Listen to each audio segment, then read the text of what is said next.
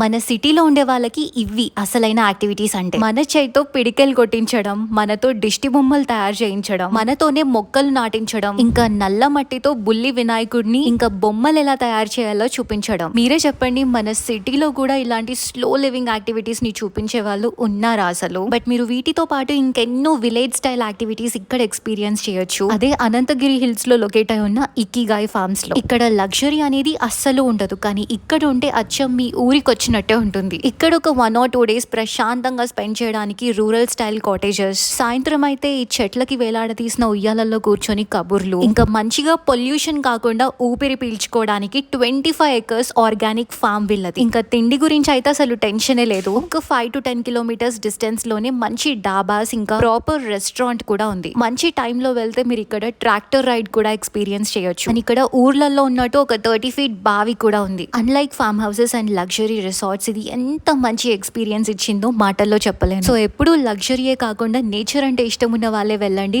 Life లో మర్చిపోలేరు. Follow hungering bells for more such content.